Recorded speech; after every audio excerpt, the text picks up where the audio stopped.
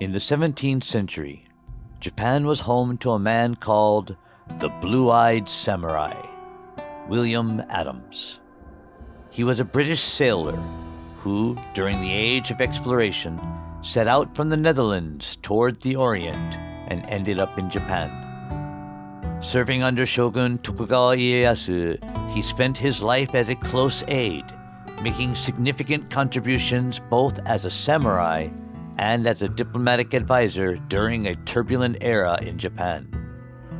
Today, we will explore the life of this individual who thrived as a samurai and foreign advisor in this dramatic period of Japanese history.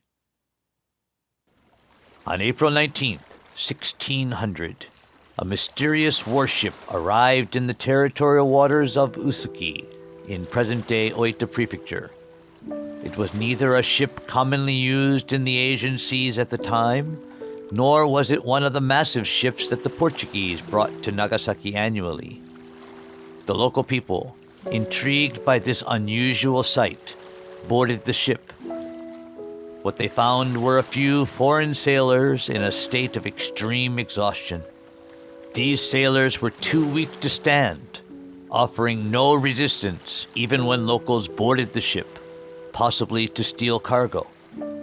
Furthermore, there was a language barrier. The next day, an official sent by the Lord of Usuki Castle investigated the ship. After receiving the official's report, the Lord was puzzled. Initially, it was thought that the sailors had come for trade purposes, but the ship was equipped with 19 large cannons and a significant amount of weaponry, and the crew seemed more like soldiers than merchants. It was clear that this ship was intended for attacking other vessels. Just when the foreign ship arrived, Jesuit missionaries living in Japan learned of its presence and reached the site. Initially, they assumed the ship had drifted from Spain, but after meeting the crew, they discovered they were Dutch. The Jesuits immediately went to the castle and advised the Lord. That ship is a pirate vessel. The crew should be executed immediately. Hirokata, who received the Jesuits' letter, summarized its contents and sent a report to Tokugawa Ieyasu, a military leader residing in Osaka Castle, entrusting him with the decision regarding the ship's fate. Ieyasu, who would later unify Japan and end the Sengoku period, thus establishing 260 years of peace, was not yet the unifier of Japan at this point. However, he held unparalleled power within Japan and was effectively the supreme leader, handling state affairs. Although internal conflicts in Japan were nearing an end, the situation was still unstable. It was during this precarious time that the mysterious foreign ship arrived. Deciding not to leave the investigation to local officials, Tokugawa Ieyasu promptly dispatched his own retainers to the site and ordered that 2 principal crew members from the ship be brought back to Osaka. Of the 18 remaining crew members, the helmsman and 1 merchant were chosen to go to Osaka. The helmsman was William Adams, a skilled English sailor employed by the Dutch. He would later become known as the Blue-Eyed Samurai, a figure celebrated in history. William Adams was born in 1564 in the city of Gillingham, England. After losing his father at the age of 12, he became an apprentice to a shipwright, working and living on site. Following 12 years of apprenticeship, at 24, he enlisted in the Navy.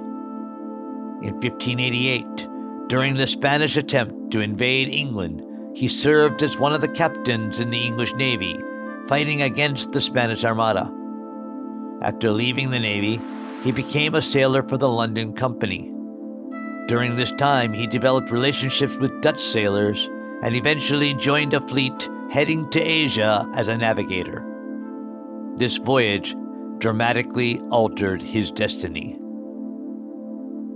The fleet's mission was to cross the Magellan Strait, plunder Spanish ships and settlements in South America, and conduct trade in Asian countries on the return journey to the Netherlands. The expedition, which began with a total of 5 ships, ultimately turned into a disaster. Of the 5, only the one carrying Adams reached Japan. The crew initially numbered 110, but by the time they arrived in Japan, only 18 had survived the 2-year voyage. Upon arrival in Osaka, Adams was immediately brought before Ieyasu and interrogated. Initially, Tokugawa Ieyasu tried to interrogate William Adams using gestures and signs. But when this proved ineffective for detailed communication, he employed a Portuguese-speaking interpreter. Through this interrogation, Ieyasu's knowledge of the world expanded significantly. While he had some information about Asian countries, he knew little about the rest of the world. Adams informed Ieyasu about the existence of distant countries like England and the Netherlands, and explained that these nations were at war with the Iberian countries. This revelation helped Ieyasu understand why the warship was armed. Adams also detailed the horrific conditions aboard the ship during their journey to Japan, providing Ieyasu with a clearer picture of the crew's harrowing experience. The interrogation between Tokugawa Ieyasu and William Adams reportedly lasted until midnight. This extensive time commitment by Ieyasu, who was preoccupied with preparations for what would become one of the most significant battles in Japanese history, the Battle of Sekigahara, just 6 months later, indicates his deep interest in Adams and his crew. Adams had another meeting with Ieyasu on a different day and seemed to have gained his favor. But then, for over a month, there was no further contact, and Adams and his crew, effectively under house arrest, received no external information. Adams later reflected on his anxiety during this period in a letter, writing, "I thought I was going to be crucified every day." During this time, the Jesuit missionaries were lobbying Ieyasu and his close associates, accusing Adams and the remaining crew of being pirates, and warning, if they are set free, they might return to Japan to plunder. They also called for their execution. However, this approach backfired, increasing Ieyasu's distrust toward the Jesuits. Ieyasu eventually responded, "At present, they have caused no harm or damage to me or anyone in Japan, so executing them would be against reason and justice." This decision spared Adams from punishment. 41 days later, Adams received his 3rd summons from Tokugawa Ieyasu. During this meeting, Ieyasu asked various questions and, as the interrogation was drawing to a close, inquired if Adams wished to board the ship again to meet his fellow countrymen. Adams eagerly replied, "I would be delighted to." To which Ieyasu responded, "Then you shall." Unbeknownst to Adams, Ieyasu had already moved the ship and its crew to Osaka.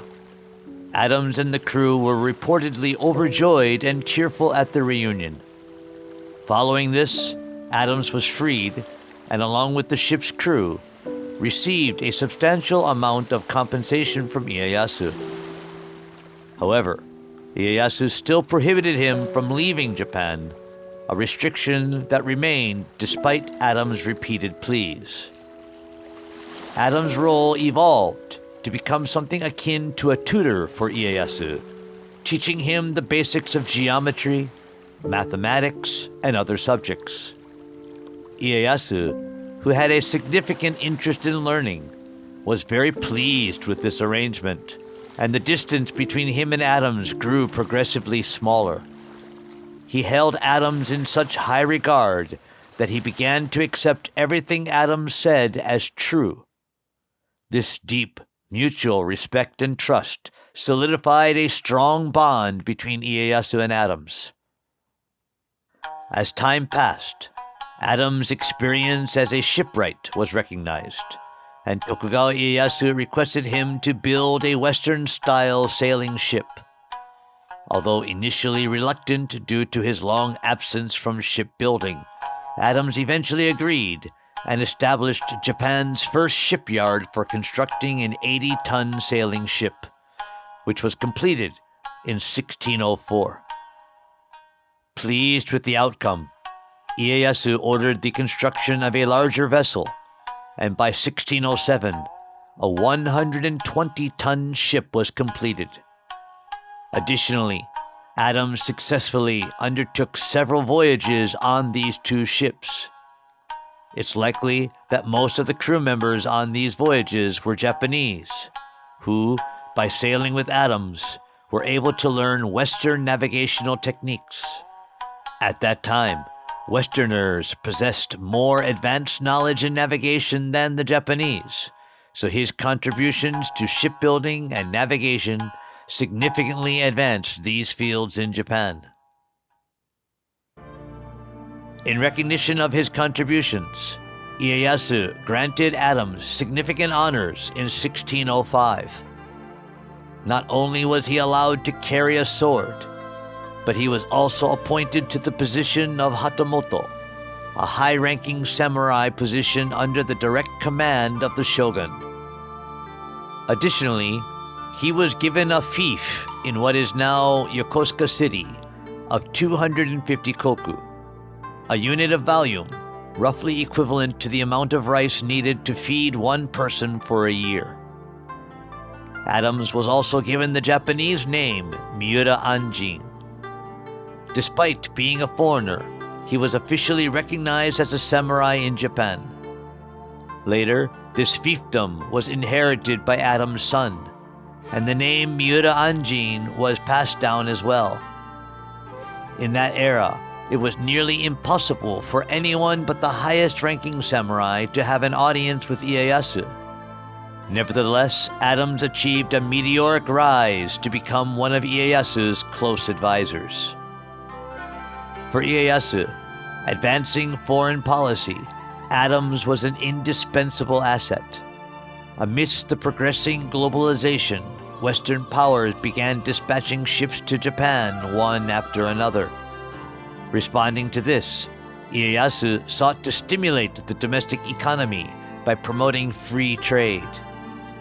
In this context, in 1613, when a ship from the British East India Company arrived in Japan seeking trade, Adams facilitated their audience with Ieyasu and helped secure a permit for trade, a significant step that intensified Japan's trade relations with the Western countries. Furthermore, he not only promoted trade between Japan, the Netherlands, and England, but also personally ventured into trade in Southeast Asia, including Thailand. His disseminated knowledge in shipbuilding and navigation significantly contributed to the development of Japan's trade. Despite being granted permission to return home in 1614, Adams never went back to England. Fully assimilated into Japanese society, he was even referred to as a naturalized Japanese by his compatriots, and he had a wife and children in Japan. In 1616, Ieyasu passed away, and his son, Hidetada, assumed power. Hidetada distanced himself from his father's close associates and pursued his own political agenda. As a result, he altered the trade policy, limiting foreign ships' trade to just 2 ports, a stark contrast to Ieyasu's vision of free trade. Adams was not even allowed to meet Hidetada and was eventually removed from his role as a foreign advisor. Unable to secure better trade conditions, he passed away in 1620 at the age of 55, just 4 years after Ieyasu's death. We hope you enjoyed this exploration into the world of Japanese swords. Don't forget to like, share, and subscribe for more exciting content about the history of Japanese swords. Until next time, sayonara.